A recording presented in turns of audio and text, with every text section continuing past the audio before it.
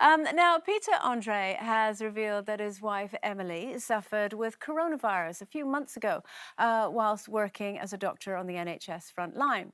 Now, at the time, the couple decided to keep her illness a secret from their friends, family and children because they didn't want to cause a drama or to worry them.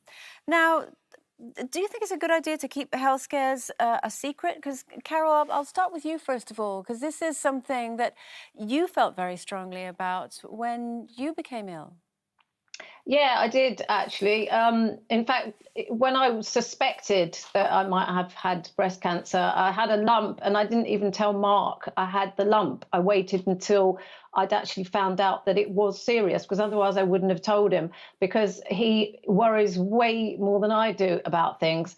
And I kept it secret. Well, not secret, because I told close friends and my immediate family, but I didn't really tell anybody else, and I didn't go public with it until all the treatment was finished, after about a year afterwards, actually. And I did that because I kind of didn't. The problem is people mean really well, but sometimes it just takes over and it becomes you. And I know that, the people that I did see at the time suspected something was wrong, and I was always wearing a beanie hat. I did have a wig, I never wore it.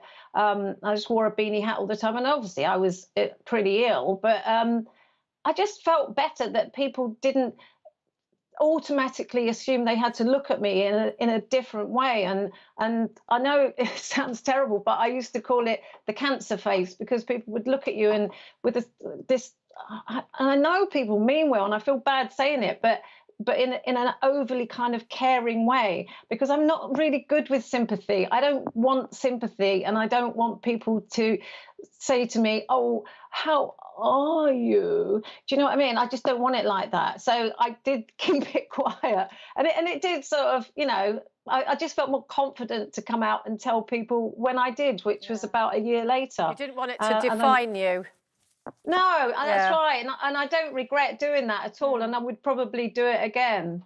Yeah, absolutely. I completely understand how you're feeling when, with my diagnosis with lupus, talking to the children was something that was, that was something I had to tread really carefully with. But unfortunately for me, a lot of my symptoms were out there in the open, so I couldn't hide that. I couldn't necessarily formulate my words very well, or it would take me longer to do things, or I struggled to get in and out of bed. So I had to sort of sit them down and say, look, this is what it is.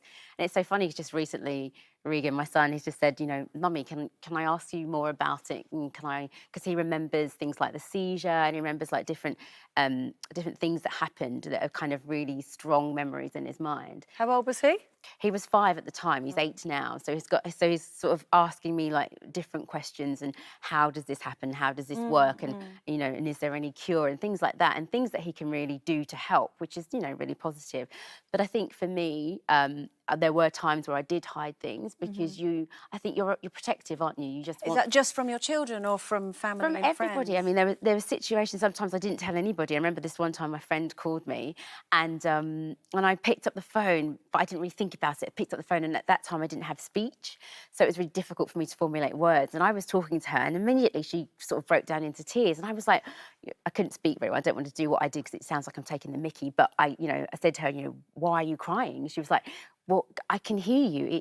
You sound, really bad. And I was like, and that's the reason I didn't tell lots of people, because you kind of want to privately deal with it as much as you possibly can. Yeah. Get to a point where you can deal with it before you start to have to deal with other people's feelings and emotions. And, so I'm totally with you, Carol. Yeah. I would be very much, I mean, touch wood if there is anywhere around here. I've not had anything serious to deal with, but I'd be very much a need-to-know situation. I think because for that reason, in the end, you end up dealing with everybody else's reactions when you probably haven't even sorted it out inside your own head.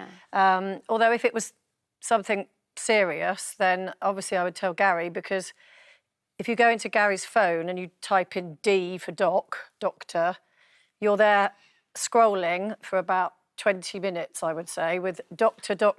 He's got every doctor, and then he goes, oh, that's just the doctors. Wait till you see the professors.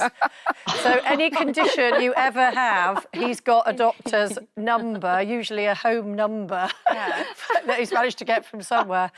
So in that basis I would involve him, but other than that, I probably wouldn't say But much. obviously, you know, Gary's very focused, shall I put Yes. it, when it comes to his health. Would you maybe not tell him so you wouldn't want to worry him? Or would you tell him because you think, right, he is going to, with laser focus, know the right person Yeah, to he go would to? go into what I call clipboard mode. He'd be Okay. like, right, I'm going to find the right person, da da da da da. Yeah. So he'd be great. I probably wouldn't tell the kids until Yeah. they absolutely had to know, just because if you don't know the outcome yourself, you don't want your kids to worry, because the first thing they're going to say is, are you going to die? Yeah. Or, you know, are you going to be okay? And if you can't answer that, that's a tough one. It is a tough one. I think I'm the same when I've had health issues in the past, whether it's physical or mental, kept it to myself which mentally hasn't always been the best thing because you're squashing things down. But in terms of physical, until I've been and had, for me, I've had a breast lump similar to obviously with Carol, but thank God. It turned out to be benign. But I went for the test myself. I didn't say anything. I waited till I had biopsies back and all that sort of thing because I wanted to be armed with the information before then even having to discuss it with, you know, partners or family or anything like that. I think especially, you know, going back to Peter Andre and his wife Emily, I can understand why they did it because coronavirus is such a terrifying thing as a grown-up, but as a child to know that your mum is suffering from it is such a huge thing. So, yeah, well, we wish them both hugely, hugely well, and glad that Emily is back up and running.